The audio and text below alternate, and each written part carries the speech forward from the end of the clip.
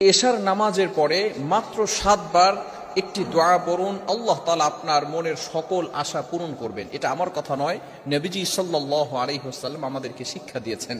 অনেকেই বলেন যে সকল আশা আল্লাহ তাআলা কিভাবে পূরণ করবেন, ভালো করে মনে রাখেন এটা অনেক সময় সাহাবায়ে কেরাম জিজ্ঞেস করতেন এবং নবীজি সাল্লাল্লাহু আলাইহি সাল্লামের উত্তর দিতেন। অনেক সময় সাহাবায়ে কেরাম বলতেন, ইয়া রাসূলুল্লাহ, ইয়া হাবিবাল্লাহ, আপনি আল্লাহর কাছে দোয়া করেন আল্লাহ তাআলা যেন আমাকে সম্পদের মালিক বানিয়ে দেন, আল্লাহ তাআলা যেন আমাকে একটু সচ্ছলতা দান করেন। এটা অনেক সময় সাহাবায়ে কেরাম বলতেন এবং নবীজি সাল্লাল্লাহু আলাইহি সাল্লাম এমন কিছু আমল শিক্ষা দিতেন। অনেক সময় অনেক সাহাবী বলতেন, ইয়া রাসূলুল্লাহ, আমি পেরেশানিতে আছি, আমার মাথার উপরে ঋণের বোঝা, ইয়া রাসূলুল্লাহ আপনি একটু দোয়া করে দেন, অথবা আপনি এমন কিছু আমল আমাদেরকে শিক্ষা দিয়ে দেন যার কারণে আমি আল্লাহ তাআলা এমন কিছু আমাকে বরকত দান করেন যার কারণে আমি পেরেশানিতে হতে মুক্ত থাকতে পারি এবং ঋণের বোঝা থেকে দূরে থাকতে পারি। এইভাবে রাসূলুল্লাহ সাল্লাল্লাহু আলাইহি ওয়াসাল্লাম বিভিন্ন সময় কিছু আমল আমাদেরকে বলে দিতেন।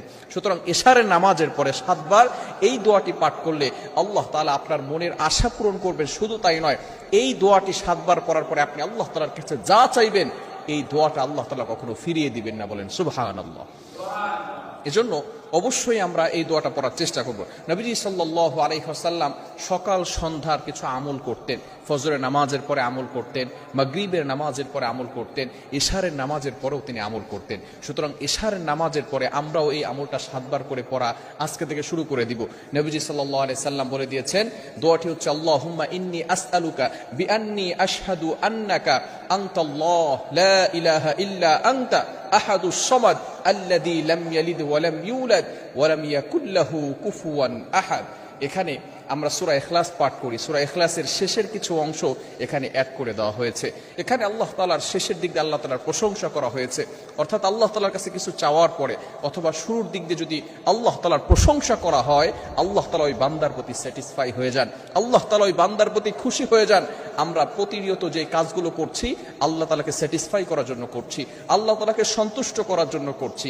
আমরা নামাজ পড়ছি আল্লাহকে স্যাটিসফাই করার জন্য, আমরা কোরবানি করছি আল্লাহ তাআলাকে সন্তুষ্ট করার জন্য। এটা আল্লাহ তাআলা পবিত্র কোরআনুল কারীমের ভিতরে নিজেই বলে দিয়েছেন, ইন্নাস সালাতা তানহা আনিল ফাহশাই ওয়াল মুনকার ইন্নাস সালাতি ওয়া নুসুকি ওয়া মাহইয়ায়া ওয়া মামাতি লিল্লাহি রাব্বিল আলামিন। My prayer, my sacrifices, my life, my death, always for Allah. আমার নামাজ, আমার কোরবানি, আমার যত কিছু আছে, আমার জীবন মরণ সব কিছু একমাত্র আল্লাহর জন্য।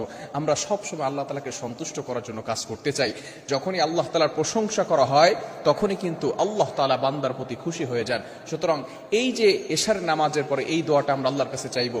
অনেক সময় আমরা কঠিন বিপদের ভিতরে পড়ে যাই, তখন আমরা এমপি, মন্ত্রী, মিনিস্টারের কাছে যাই, বিভিন্ন সময় মানুষের কাছে গিয়ে চাইতে থাকি, মানুষের কাছে অভাবের কথা বলতে থাকি, পেরেশানির কথা মানুষের কাছে আমরা বলতে থাকি।